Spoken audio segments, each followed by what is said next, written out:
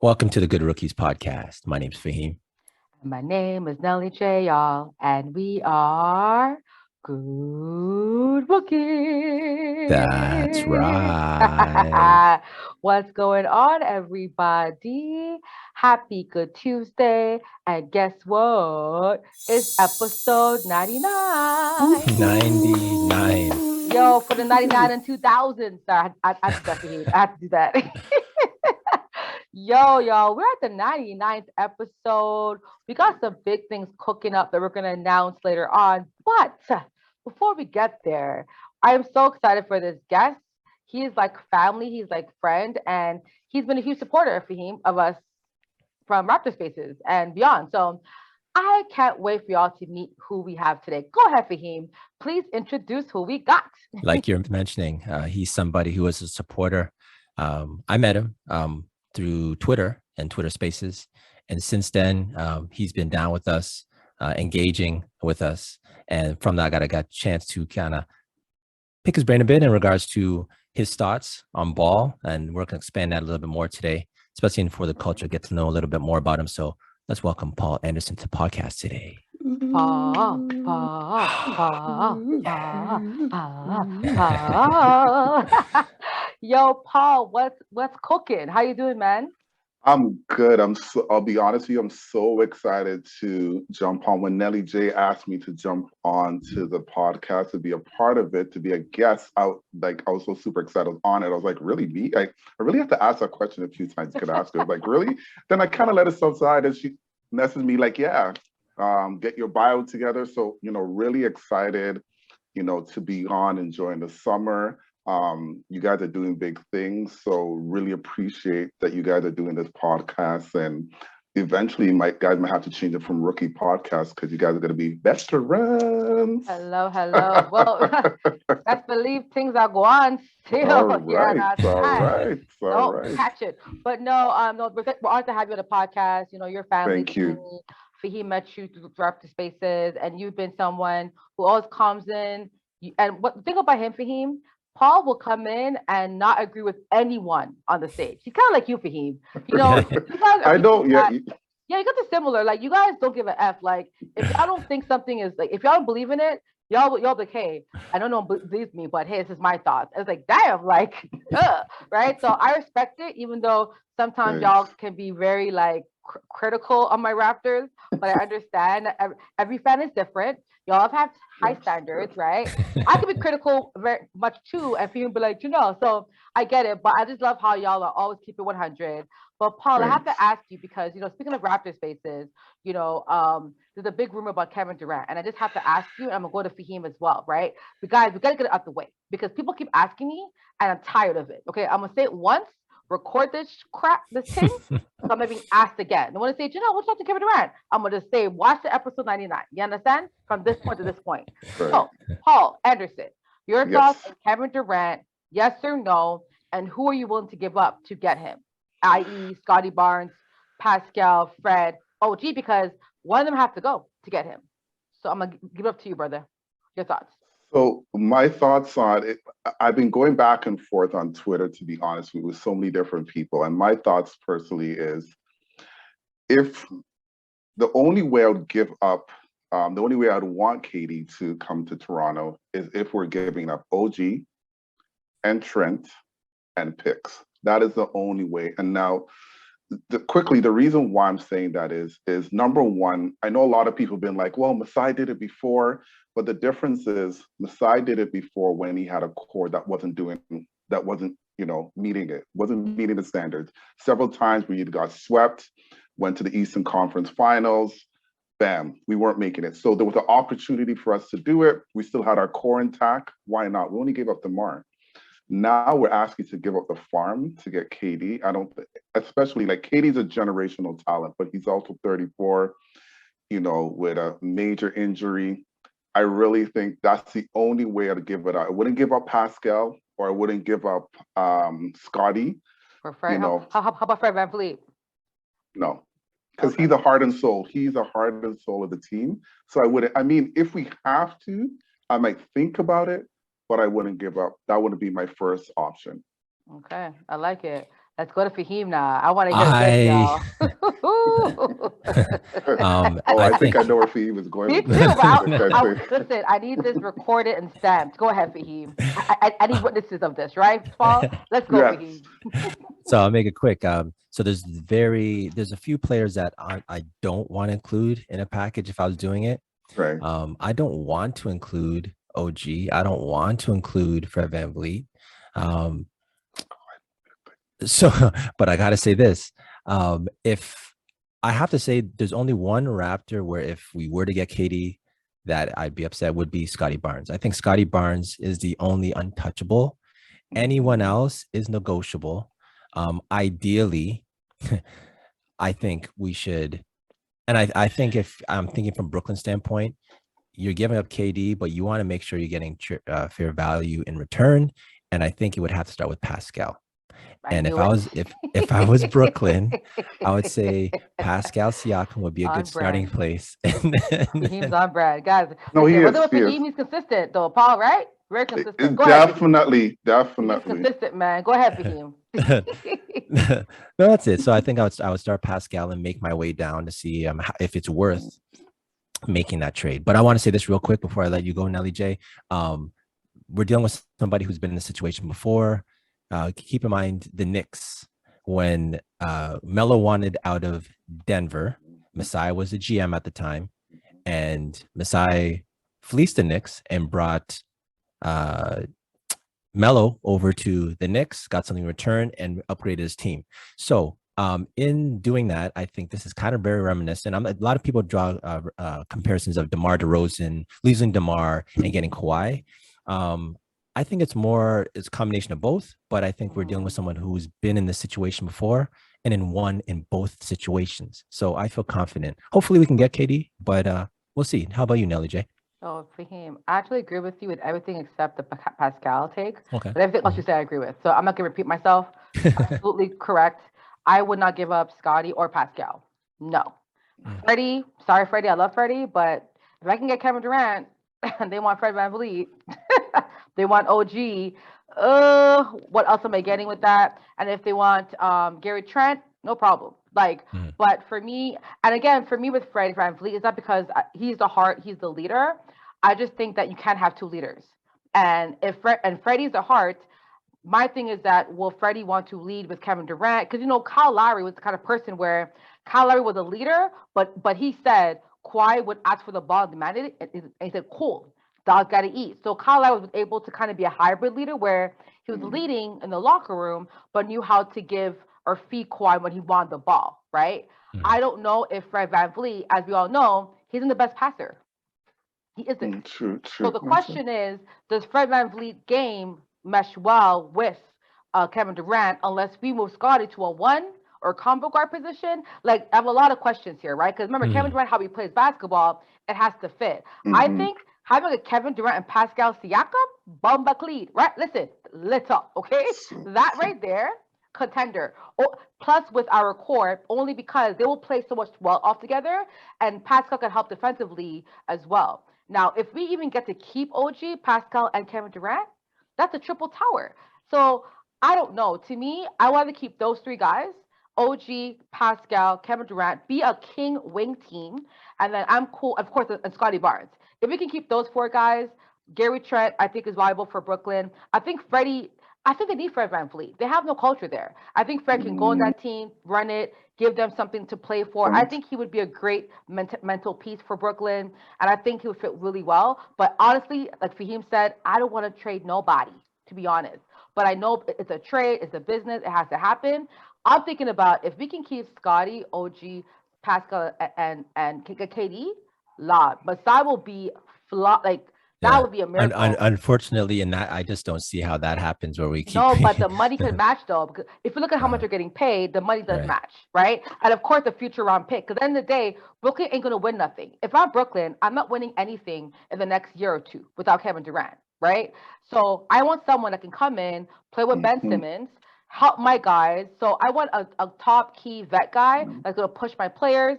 And I really think Gary Trent would fit really nicely with them. And I also think a future pick or a bench player could fit with them as well. But they're not winning the next year. like if I'm Brooklyn, I understand that I'm rebuilding right now, right? I'm not going to go into a position where I'm starting. Plus, Ben Simmons is very young.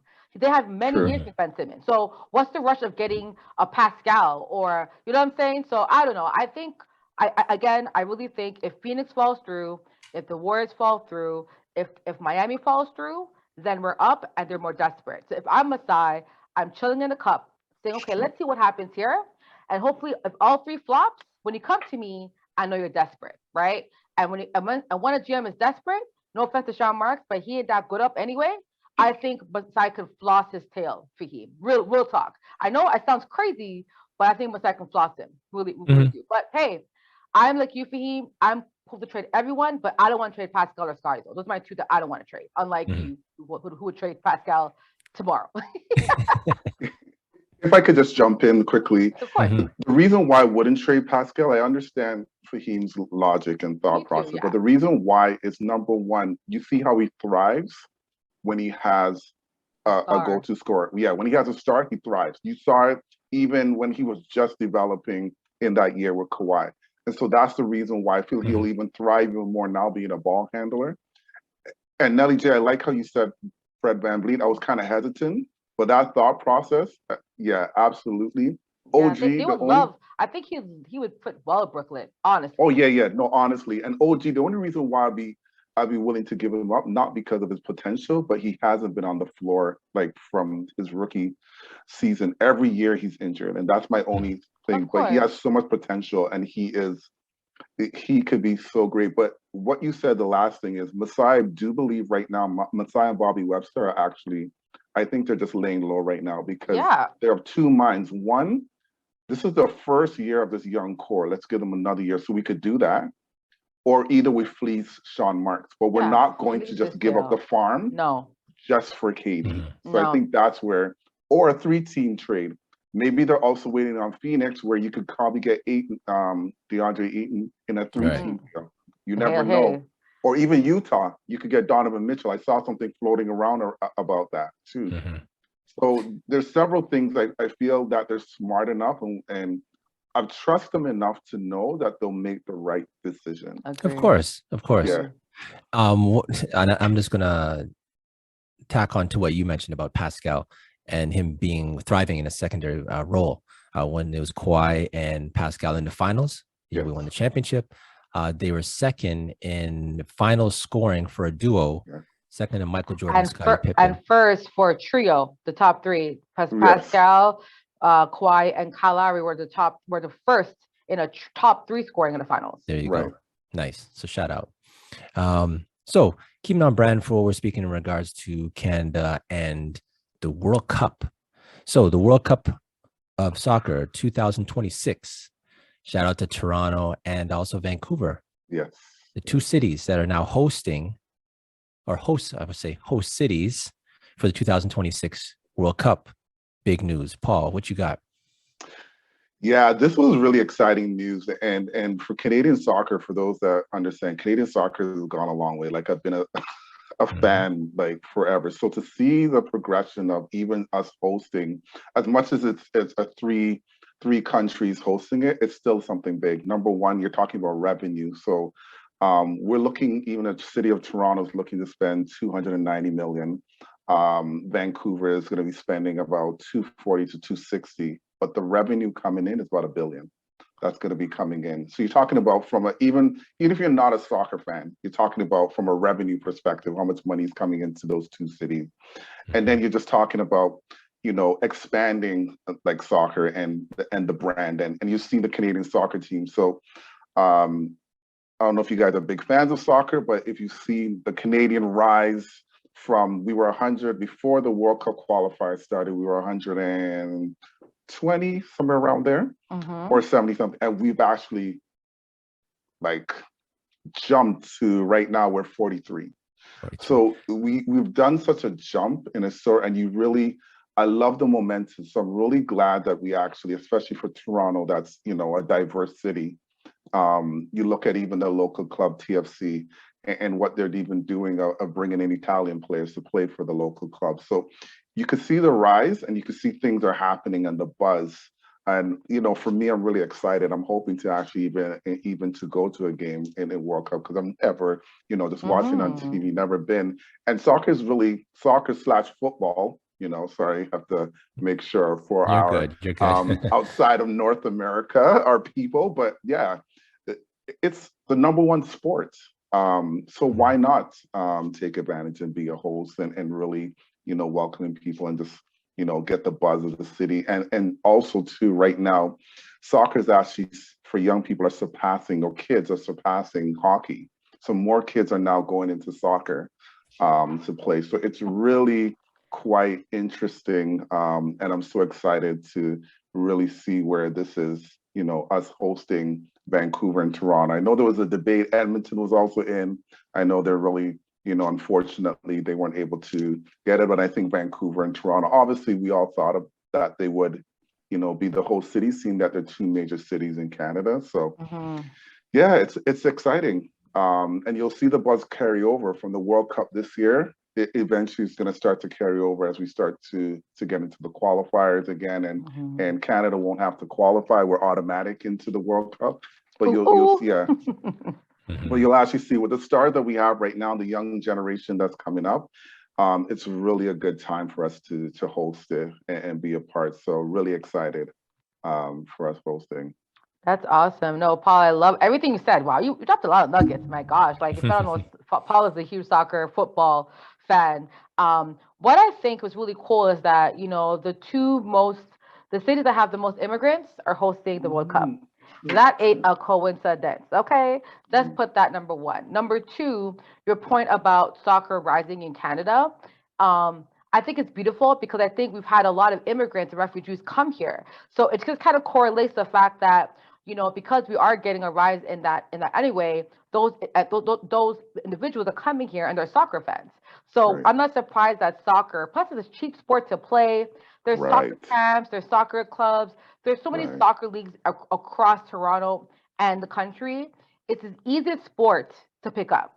Right. Especially for financially tight. And listen, during COVID, money got tight up, right? So I think it's really good. I'm proud to the fact that we're hosting a city, because I think folks will understand that during the World Cup, every single country that's in the World Cup has its own bar, and which everyone goes to. Like, it's crazy. You think, oh, Netherlands, there's a whole Netherlands-owned bar over there. Like, it's insanity. So I like seeing the flags and the cars, but I think Toronto is so vibrant. Vancouver, I've been there before. Vibrant, beautiful city. Yes. And also, Faheem, to your question, I'm actually really excited. I think this is additional notch on Toronto to get into an Olympic game. Because I always say our goal is to get a Summer Olympics one day. It has to happen, right? And I think that this is us moving closer to that type of goal of being able to host an Summer Olympics. And I think like having a World Cup games here is going to get us closer to that mark, because that will bring a lot of jobs and money towards Toronto. So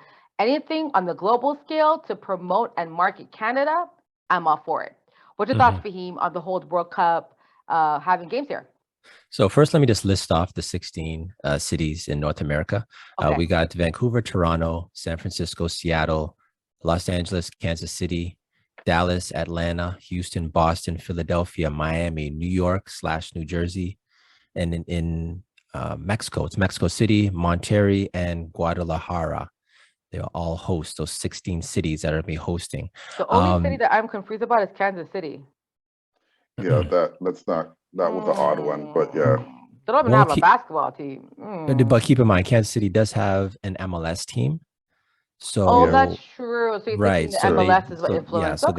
Yeah. And part of North America, the MLS getting a team or actually hosting the World Cup was we had to have a domestic league, and that's why the MLS had started. So we started the MLS, and when the MLS started, we actually held the World Cup, 20 years ago or 25 years ago, whatever it was, 2 decades ago.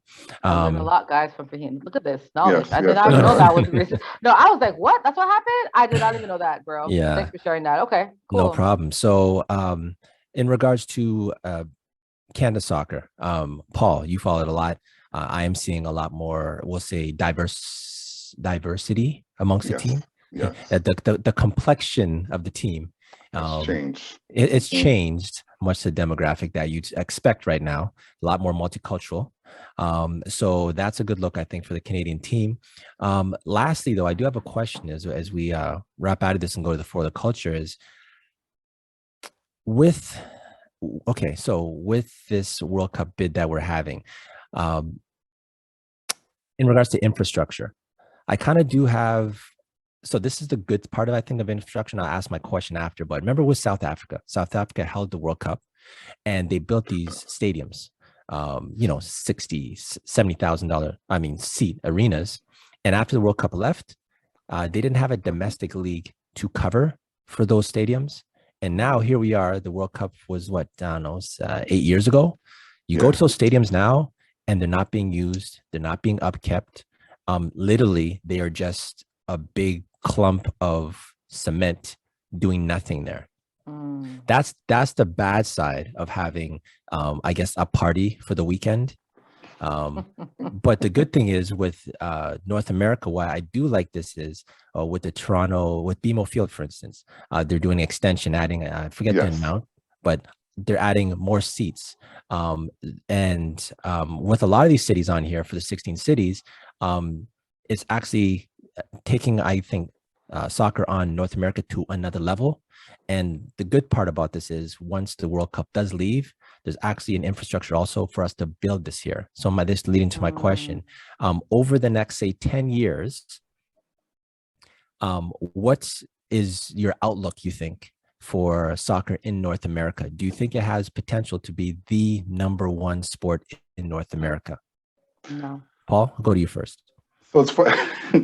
So it's funny that you asked that question because actually, when they were actually picking the cities, the president for FIFA, which is the governing body for the world, actually said that he believes it's actually going to be the #1 sport. Did he give it time? He said by the time World Cup came around, it's going to be the #1 sport. So which 2026? This year. Yeah, okay. He's saying 2026. Wow. Sorry, he's saying 2026 when it actually comes there. Which I don't. The only issue, I don't think it's going to be the #1 sport. I think it could possibly maybe be second, according to how they're pushing how 2026 goes. But you can't compete with the NFL. The NFL marketing, is insane. They can't compete with that. No, the marketing alone is insane. If it wasn't for the marketing, yes, I could probably see where it's going toe to toe. But the marketing for the NFL alone is just, impeccable. So it's really okay. So hard. the president had mentioned, I guess, over a shorter period, he mentioned, I guess we're talking 20, so we're talking 4 years, right? Right. I pushed him into 10 years. Do you think in 10 years there's an opportunity as things start to grow? And Paul? I think it will give the NFL maybe a run for its money because what's happening now in MLS is that a lot of players are coming over. Exactly. Are coming over to play now. And the money, and I think what's going to happen is when that starts to expand, even for example, the TV rights that they signed with Apple. I forgot how much it was with Apple, but that's going to expand even them. Now, I think they're going to look to change the rules in how, in terms of the allocation for money for players. So you're going to start to see more players want to come here, in North America general, the lifestyle, they want to, you always hear about LA. A lot of players have gone to LA right now. Players are coming to Toronto because of the multiculturalism. And so I think it'll give a run. I don't think it would actually pass the NFL. I don't think but it will be very, to be honest with you, I could see it becoming second. Okay. Nelly J? Yeah, y'all smoking some crack today, boy. What the hell? Second? Yeah, First of all, guys, like, honestly, the only way it will surpass NFL or NBA is if the money the players are making surpasses that. And it's not going to, okay? These athletes, remember, like, think about it. These athletes, when they're growing up, they pick sports to play, right? And unfortunately, basketball is growing a lot, right? NFL, they have an actual, like, program in place to feed that talent and the league. Like, from when they're from high school to like, that's a funnel that's always getting bigger and bigger. Their TV deals are getting bigger and bigger. That's going to keep growing. MLS will not be able to catch up to that because they have to win over the North American market on the TV. And that is hard to do. Okay. So unless they get a LeBron James, which I don't think they're going to get, because LeBron James of soccer ain't playing here until he's like 50. They're playing in over the championship league, right? So at the end of the day, like I think the highest paid, I mean, and it's such a huge pay disparity. The highest paid player, I think, is like 8 million. Lowest is like 40,000. What? On the same roster. It's y'all, like, so I think unless the money gets like a lot more, like, I mean, a lot more, right? And I don't think MLS players be making like 100 million in 5 years. That ain't happening yet, right? No. However, and the betting, the money behind the NFL and NBA are too great. Like, the betting is crazy, and the betting and gambling, unfortunately, goes behind these markets because we're seeing leagues partnering. So I just think that at this point, MLS is fighting for the NHL and MLB. I think so. I can see the MLS surpassing them. Right. NHL, MLB, sure, but surpassing NBA, NFL, nah. Okay, so watch this. You said MLB and NHL, which is fair. So say MLS surpasses those two, right? Then there's tiers then. But MLB is also very tight because MLB has a lot of wealth behind those teams. A lot of wealth. Like Fenway Group, a lot of their biggest like companies that own baseball teams, and they're making a lot of money. I don't know how they're making a lot of money. So even to surpass MLB, that's an old league. It's hard to do. NHL is probably the easiest, and MLB is a maybe. But I would say there will be maybe a top 4, maybe. But in 10 years, top 4. Now in 20 years, 30 years, then yeah, like maybe, because in 20, 30 years, I think by that time, more kids are going to be fans of soccer, want to go to more games, and they could build bigger arenas. But I just think that in 10, that's really not enough time. So you made a point, Nelly J, which I want to speak to with the time frame. So you also said that a lot of immigrants are coming to North America, and I think that definitely is going to have an influence on soccer in North America. We're actually seeing it right now. As Faheem said earlier, looking at the soccer, like, even I'll be honest with you, 10 years ago, if you look at the Canadian soccer team 10 years ago to now, totally different. Like, your top of the diversity is totally different. So I think unless the NBA is able to continue like NBA Africa, or, you know, able to push into Europe, I believe totally as immigrants start to come here, they're going to start to embrace soccer because they're going to start to see, because right now, yes, everybody thinks it's a Mickey Mouse league. But as they start to come here and more players start to come, right now we have Insigne that came from Italy that's making 15 million. Yeah, the money's not that great, but in comparison, because you have a lot of more players, there's more things to go around. The money's never going to be. It's a disparity. That's all it is. I think. Yes. You know what I mean? Because I think the top players always make good money, but if the average or the worst player are making 35, they're making less money than we are, you know, for our day jobs. That's not going to entice. Whereas the lowest salary in the NBA is like 900,000 or you know, say 500,000. Like, you know what I mean? So, like, to your point, I think immigrants will be adding.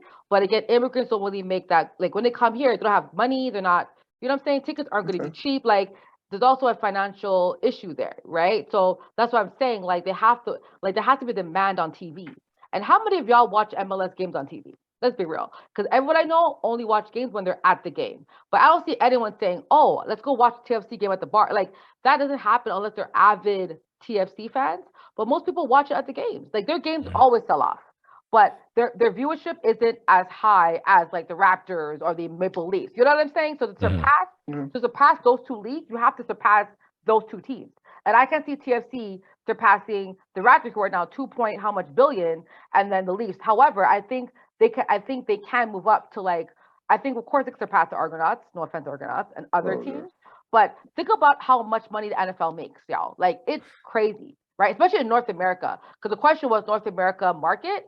I just think that the NFL, NBA have too much of a head start. However, I think MLS can compete against NHL and MLB as low hanging fruit. But even MLB, a lot of wealth in that league, man. So just one last thing in regards to talking about the disparity, and maybe it has to do with like the stigmatism, because you threw out, and I know you're just saying it, but you said about 35,000. Yeah, that was the lowest salary. So the collective agreement was, I'm just saying that the MLS minimum salary is $84,000. Oh, it increased, yeah. So that was the minimum. Okay, cool. Right. So it just kind of goes to show, like, it's a progressing league. You know what I'm saying? Yeah, So yeah, definitely. yeah, So yeah. I want to shout out the Canadian Premier League also. It's a league in Canada that's would be considered like it's professional soccer under the MLS, sanctioned, I think, by the Canadian Soccer League, Canada Soccer also. Yes. So, and it goes across Canada also. Shout out to them also having the infrastructure growing also, because as the World Cup comes, they're going to have just by association a growth in that league also. Shout out to the league, CPL also. And Nelly J, anything before we go to For the Culture? Looks like you want to say something. Go ahead. No, I want to thank Paul for dropping that gem that kids are playing more soccer than hockey. And I think that's just a financial thing, right? Yeah, for sure. Out of all the kids, hockey is very expensive sport to play when you're young. So like we had Kevin Weeks on here talking about how his parents had to like put all their money towards the equipment when he was younger, and they were immigrants. So most immigrant parents, they got to sacrifice a lot for that. Subban, the Subban brothers, like we've seen a lot of, so, but I'm not surprised that honestly, if I'm the NHL, I'd be concerned. That's all I want to say. Yeah. Good point. So Nelly J, I think we should go to For the Culture. For the culture, we like to highlight individuals for the culture. And today we get to highlight Paul Anderson. So y'all, Paul works at Telecommunication. As you know, Telus is one of the biggest telcos in the country. Okay, so he manages the client relationships for the enterprise department. He went to Seneca, went to Brock University, and he also, of course, has a love for sports, basketball. He actually wanted to be a sports analyst too, Faheem, FYI. Yeah, I did. Low-key. Also an avid lover of fashion, and currently is a stylist and has his own business called VonAnderson, where his slogan is "Your unique image personified." He actually, Faheem, his work was showcased recently in a photo shoot in Today's Bride that was featured in March of 2022. So we just first of all, Faheem, this is what I love about our segment, because this segment, we have someone that loves sports, played sports, actually wants to become an analyst, but now he actually has his own image consultant and styling fashion firm. Like, this is crazy.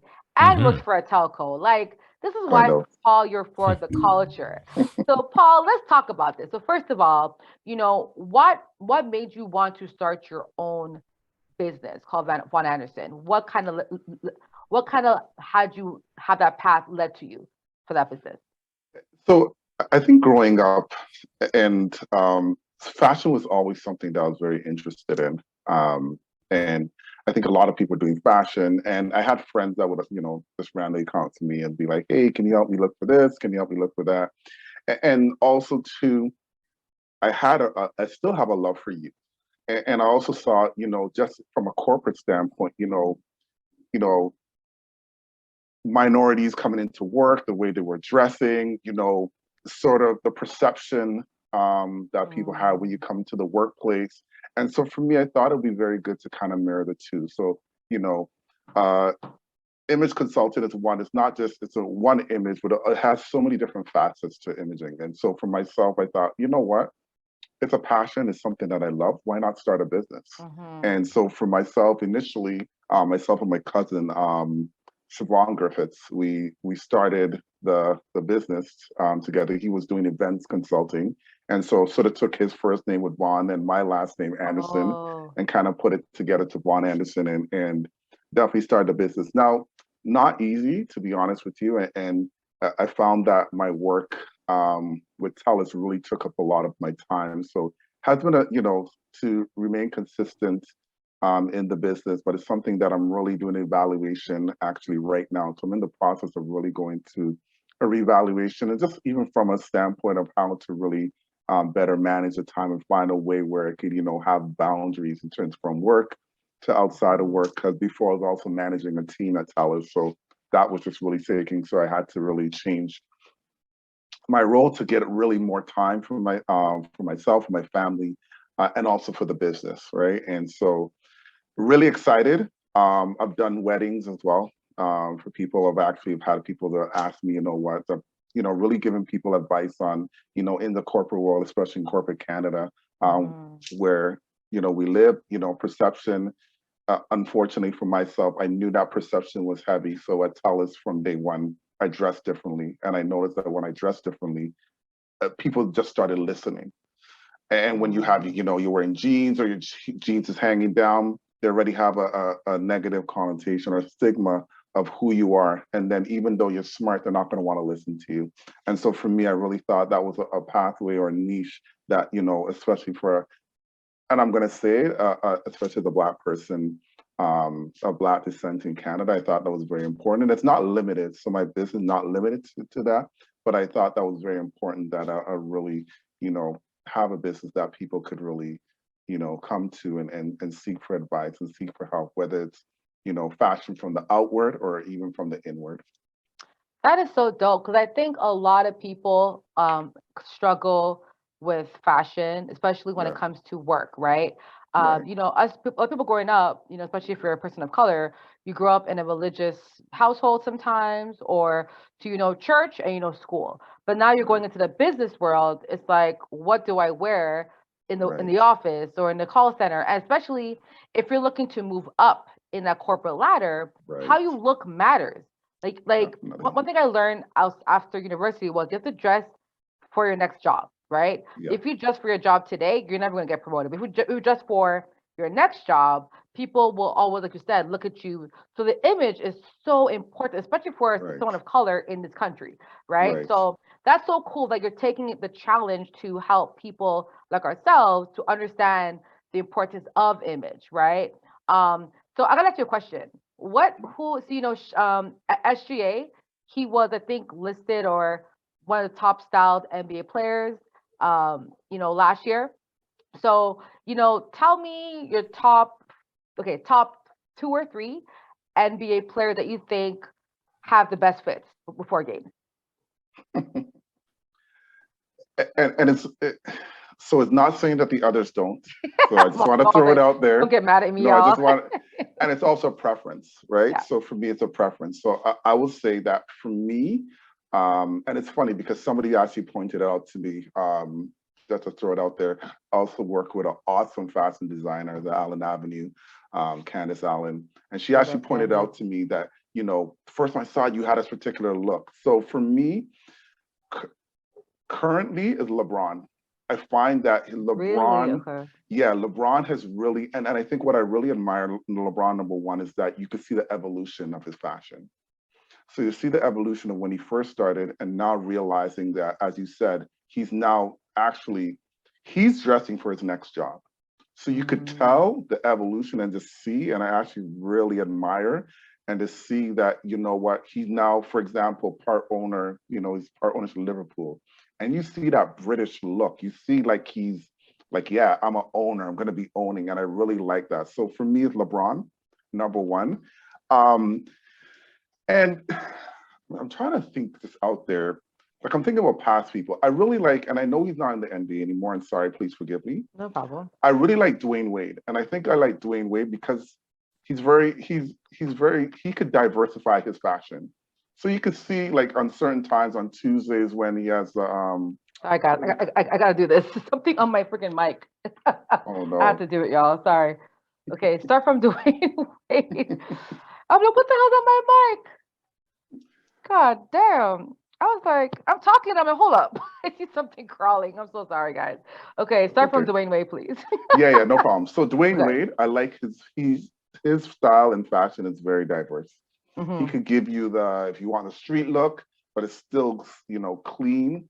But he could also give you the kind of, if you lack of a better term, the corporate look. So that business casual. And you actually see it, what's the Tuesday on TNT? I forgot, Players Only. So I don't know if they're still called Players Only. So you can see they're more dressed down and you can see that style. And then a couple of times when he's been on Thursday nights with Shaq,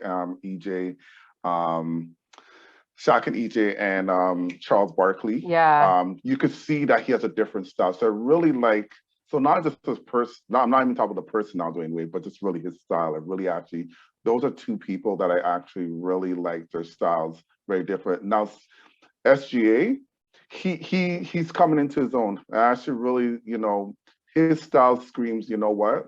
I don't care what anybody else thinks. This is what I'm gonna wear. And Yeah. it still looks good. Yeah. Agreed. Yeah. Agreed.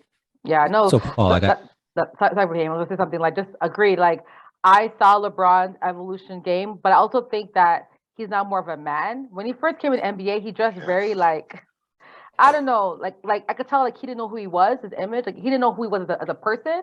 Right. But now he right. knows who he is as a man, and it does show that. So I wanted to just point that out for sure. Go ahead, Faheem, bro. No, and I was going to actually piggyback off that LeBron, when he came in, not just LeBron, his draft class, this is about 2000s, where everything was super baggy. If you look back at pictures back then, that was the trend, right? And it seems like as time goes on, think about 20 years ago, here we are now 20 years later, and everything is super fitted. So this is coming to my fashion question for you. Being a fashion forward person, I just want to know real quick if you can tell me one, where you get your inspiration from, because you do consulting, right? So consulting means that maybe you're providing advice, and an advice for someone like me might be different than advice for another person, right? You have to tailor it to the person. Yes. So my first question, I guess, is when you meet with someone, what's the process in regards to where you're going to get your inspiration for a client? That would be my first question. Right.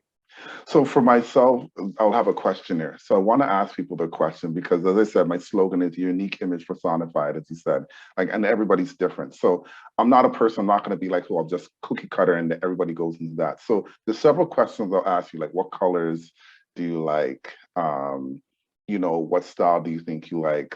Like who are people that you actually look up to that you think their style actually mirrors who you want to be, and several other questions, but I think those are sort of the basis of the questions.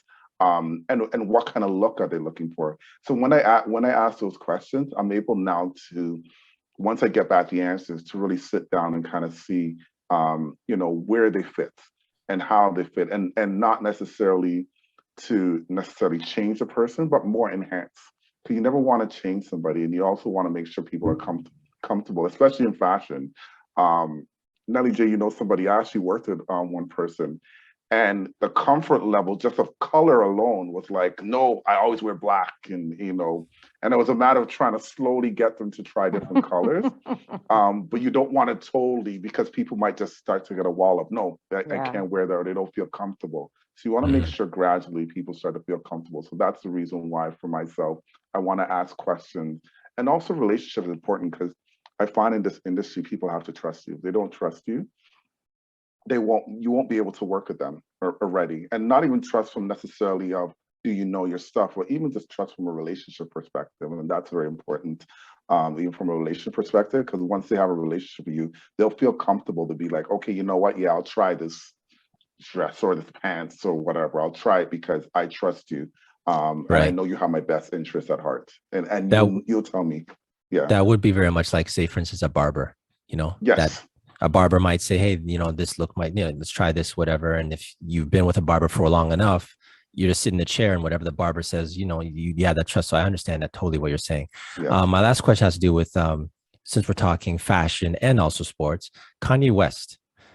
He's actually entered into the sports realm also. Not just, actually by shoes mainly. He's signed, what's the NFL player?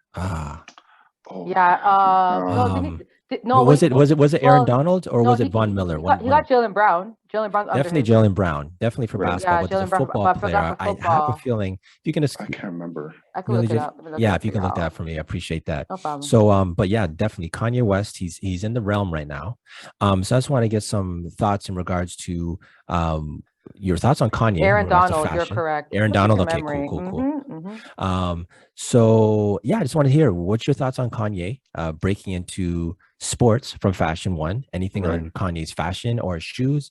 I'll let you go with that before we close out and for the culture. Go ahead, you got it. I saw Nelly J's face. I'm laughing as I see her face, because I see the thoughts. I see your thoughts. The one thing, so it's quite interesting that you said that, and I'm going to probably jump back, but notice the two players that he actually signed. Jaylen Brown's very outspoken. Jaylen Brown is definitely in his own lane. He's somebody that he doesn't care. He's going to do what he's going to do. He's going to push the boundaries. As much as people, he's kind of shy, but definitely you could tell he's very outspoken, and he's a leader in the locker room. and also Aaron Donald. So right there, Kanye is very, I think there's a thin line between, sorry, and I hate to say it, but lack of a better term, insanity and genius. And I think Kanye is right there. So for him, his mind is just all over and he doesn't care. So for him entering to the sports world, he's like, I know there's going to be people that don't care and are going to want to be different and not going to want to sign the regular stuff and they're going to want to stand out. And I think for him, I think it's actually going to work, to be honest with you, because for him, his marketing is quite different. Publicity for him, any publicity for him is good publicity. And I think because of that, and he might not get a ton of athletes signing with him, but I think he's going to get the athletes that he wants. And I think from then, people are just going to start to buy it. Like, because I look at the Yeezys and I'm like, I look at it from myself, I'm like, I'm not going to wear those, but people are buying them up. Even the boots that, she just had the other day, but people are wearing them because it's Kanye and people flock to him and he has this charisma. Like him or not, he has this level of charisma that I think him entering into the sports world is very smart, to be honest with you. And I think he'll do okay. I don't know if do well, but I think he'll do okay, to be honest with you. All right, Nelly J, you got anything before we close out for the culture? Go ahead, you got it. I think for him, it's interesting that, he signed, like you mentioned, Aaron and Jaylen Brown. Like he started the Donda Academy end of last year, right? So he's now farming or helping players participate in basketball and learning different things as a student, right? So the Donda Academy is a real thing. Now, like I really think he's trying to like create this like Kanye. Listen, everyone has comments about Kanye. We all get it, but he's recruiting top players, and I think having players in his academy, helping them. What if one or two become NBA players, right?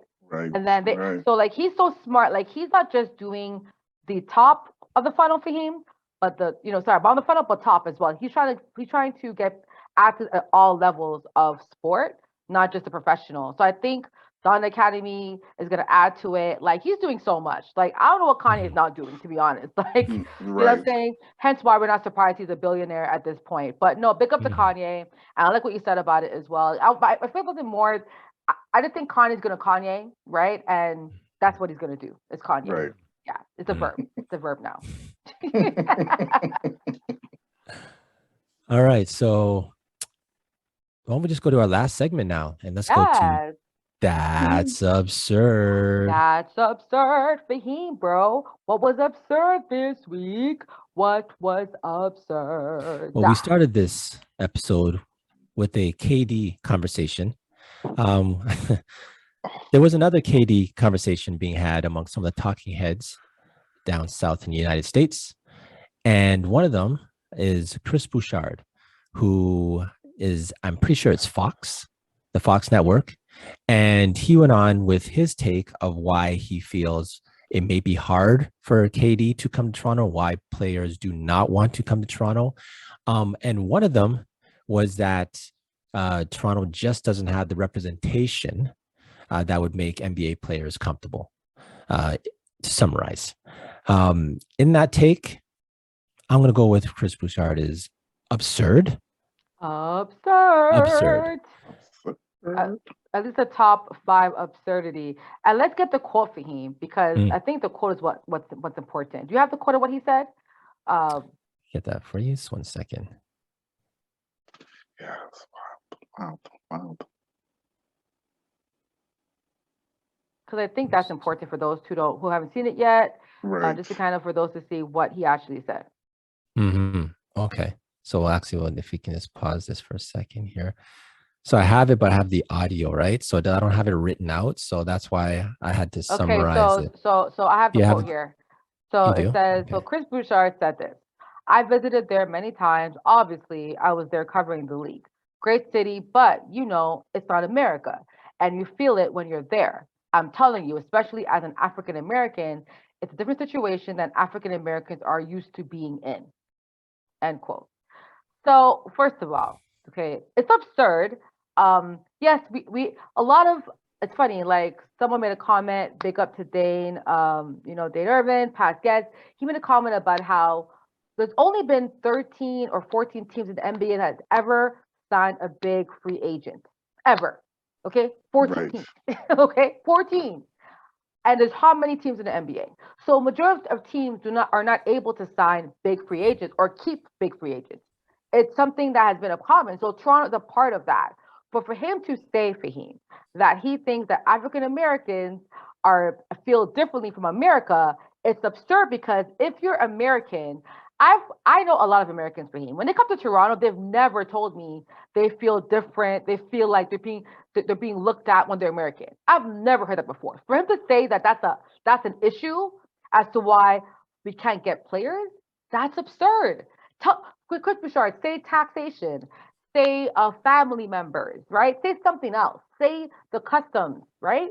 But saying it because how you feel in Toronto, you feel different, and you feel that it's hard for Americans to adjust to Toronto. All the things we have here, absurd, Faheem, absurd. I'm sorry. Yeah, it was. If you guys were on Twitter, actually, Rondé Hollis Jefferson actually chimed in. I don't know if you guys saw that. Yes. Chimed in and was like, "You're crazy. They welcome us," and I think that was a part of the issue, right? You're taking race, and now you're eliminating even for us as Afro Canadians, if you want to use that term, African Canadians. So what? We don't fit in. Like it to me. I even asked a question. What about African Americans that they don't feel comfortable? And he didn't even answer that. He doubled down and said, "Oh, I didn't say that. I didn't say so he didn't even give an answer." To me, it almost felt like he just wanted to say something and that just came to his head and he felt like, okay, let me just say African American because Katie's African American. Oh, so hold up. You asked Chris Broussard this directly? Yeah, no, I sent it back. Yeah, so the tweet on the Fox. So I actually did his handle, but never. Obviously, I'm not gonna. There's thousands. I'm not expecting to get an answer back. But a lot of people are liking it, and the reason being is like I'm totally confused because why would you go there? Why would you talk about African Americans don't feel comfortable? If you want to say Americans don't feel comfortable, because that's for any city. Think about it. Yeah, Katie, yeah, somebody in Florida, they go to Boston. Come on, are they going to feel comfortable? No, they're not. It's going to be different. Like the reality is, they always use to think about stores are different and our metrics. From state to state, unless there's like nationwide franchises, from state to state, you're going to have different stores. It's going to be different. So for you to come to Toronto now and use the excuse, and it's funny because somebody actually tweeted a clip that he was on the Colin Hurd show where he was talking about in the finals about, Toronto, Canada is soft. Not Toronto, Canada is soft. And, when they lost to Philly, the game, Canada's soft and their people, and it was the team is soft. So it's quite interesting, the narrative that some, I'm not going to say all American media, that they have. It's almost like, to me, it's just wild and absurd that he would even make that comment and then try to double down on Twitter. And I thought he would have actually spoken about it on the show the next day, but he didn't. But everybody came out for him, even Chuck Scorsese. Even Donovan Bennett. And I actually want to quote what he said because people probably like, what did he say? So he actually tweeted out after his clip went viral yesterday, he tweeted out that he quoted on his Twitter account, he said, "I never said Blacks are treated worse in Toronto than in America. Never exclamation point. That's ridiculous. I said living there is different and not the same as living in America for Blacks. Very diverse city, but just 8% Black. I love Toronto visiting." What now, Faheem? Can we do absurd times two, Faheem? Can we do absurd times two, Faheem? Faheem, I think this deserves absurd. This man even made it worse because again, every American that knows Black who comes here loves it. And I think it's so crazy how you try to put 8% Black. So what? There's many cities in America that's not even 2% Black. You know what I'm saying? Like, absurd. Sorry, Faheem. Go ahead, bro. Sorry, LA is 7.1. I saw the stats of Donovan actually tweeted. Donovan. No, I think was it San Francisco was 7.1? I think it was San Francisco in particular. I think it's San Francisco 7.1, and then Phoenix was the other one, right? Phoenix was like 5 point something. 5 point something. Right, so right. even that, Toronto was still higher. Thank you. Right. And also, I have to say, what Rondé Hollis tweeted out for him, which I don't see it. He said, "Yeah, this is a stretch. Canadians love you like you grew up there." He's tripping. So thank you for Rondé Hollis Jefferson for peeping in. Sorry for him. Go ahead, bro. No, it's just see how the stereotype about people don't want to play in Toronto because it's so cold. But then when you bring up like, Chicago's called the Windy City for a reason. It's not hot there in the winter. Or Minnesota's, so you can find other NBA cities that are just as cold as Toronto, but they don't really get that same kind of stigmatism, right? So, but I'm just gonna leave this with just motive. Paul, you said a lot. You said it, I don't know why he said it. I don't know why. You did kind of steal some of my thunder, but I'm just going to expand on what you mentioned in regards to our playoff run. So let's keep this in mind. He's on Fox and he was doing the circuit during the playoffs, and he was on every round. The first one was, I think we beat Orlando. Okay. But then after Orlando, I think the next game was Milwaukee. We beat Milwaukee, right? The whole time during the Milwaukee series, he was on every single day, counting Toronto out. Toronto got past Milwaukee onto Philadelphia. He spent every single day counting Toronto out, saying we can't get past Philadelphia. Then we get to Golden State. He's on there every single day talking about how Toronto can't get back. And what happens? We have 1 million people down in downtown Toronto celebrating a championship. He can't let that go. So Chris Broussard, this is absurd times 3. Because until we get an apology by that horrible take you made 2 years ago, you're still holding an L, my friend. Yeah, whole L. Chris Broussard, I think you're the only person who ever did absurd for 3 times. So you're now, hey, you're special. All right, on that note, let's put this episode in the books. That was episode 99 for the 2000s. Yo, first of all, Faheem, I can't have 99 for him. This is crazy. 99 straight weeks. 99 straight weeks. And Paul, thank you for being a part of a historic moment for us. For sure. So, but before you go, though, we'd love to give our guests a chance to do a special shout out. So the floor is yours. Well, first I want to shout out you guys. 99 is not going 99 weeks straight is not easy. So shout out to the Rookie Podcast. Nelly J and Faheem, you guys are doing awesome work. Continue, really, you guys are reaching a lot of people. You might not feel it, you might not see it, but you definitely are. So definitely want to give a shout out. Also want to give a shout out, because you spoke about fashion designer that I work with, and I did mention before, but the Allen Avenue, awesome. Want to check it out. It is women's, men accessories, and also women's clothing. Very awesome lady hustler. Nelly J knows her. So definitely want to shout out my family. Definitely want to shout out my family. Thank you for the support and love always. And yeah, that is it. That is my shout out. And Kevin, sorry, wherever you are. Kevin is space. Sorry, I just have to do that. But yes, shout out Kevin for Raptor Spaces too. Definitely have to do that. But yeah, Kevin, diversified. Yes, diversified you. Diversified in the building. Love Kevin. Kevin. But yeah, that's just my shout out. And once again, thank you so much. You guys made me feel comfortable. Really enjoyed it. And hopefully you guys watching now, check it out. Check out the Rookie Podcast. Nice. Awesome. Well, Paul, I'll be quick. I want to shout you out. Thank you so much for joining us. You're someone, honestly, like Faheem, every time I see Paul, excellent. Like his dressing, excellent. Every time from top to bottom. So fellas, if you're going on a date, you're going on an interview, you're doing some type of networking event, you're not sure what to wear, yo, hit up my boy Paul Anderson, man. They got you, sir. They got you. A lot of y'all brothers, especially if you're taller men, I feel like a lot of tall men don't know how to dress. No offense. But some of y'all don't know how to, no, they don't. Like, it's because it's like to find what fits them, and it's a lot. But it can happen because Paul is tall. and dresses very well. So please Thank you. hit up Thank you. Paul Anderson. I also want to shout out something historic. Haley Wickenheiser is now an assistant GM to the Maple Leafs. And the Maple Leafs, y'all, is the #1 franchise in the NHL in terms of value franchise, okay? Value. Mhm. So that is huge. Like, it's like getting Faheem like the Warriors or Lakers, you know what I'm saying? Having, you know what I'm saying? It's like seeing women in these type of positions. Now we're going to see other women get these jobs. So big up to you, Haley. I also want to shout out another woman doing her thing.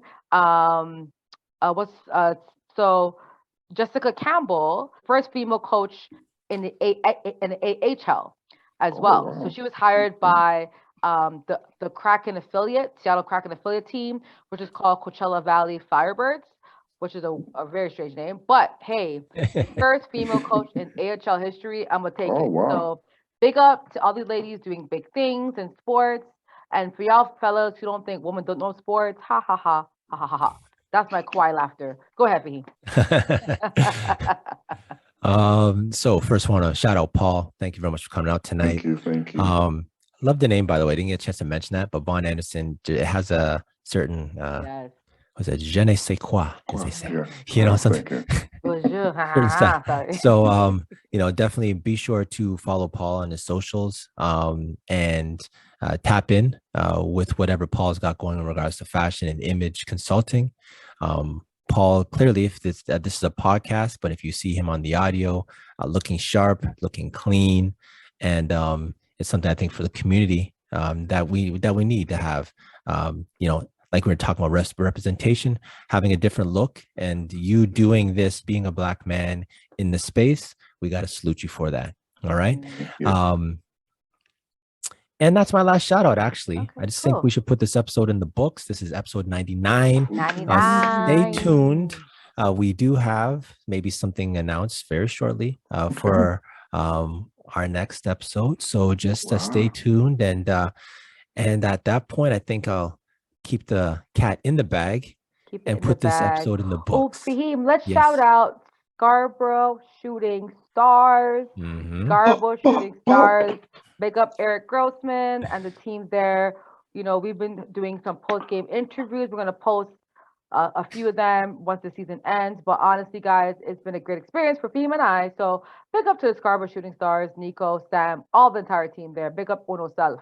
That's right. CEBL, Canadian Elite Basketball League, the best summer basketball league on the planet. Let's go. Right. Shout out to CEBL. All right, so that's episode 99. Let's put this episode in the books. Right, y'all. So if you had a good time, you enjoyed yourself, like, subscribe, and tell a friend to tell a friend. Faheem. We are on all platforms and growing. Wink, wink. If you're looking for us, that's Good Rookies Podcast, episode 99. For the 2000s. And we out. Peace.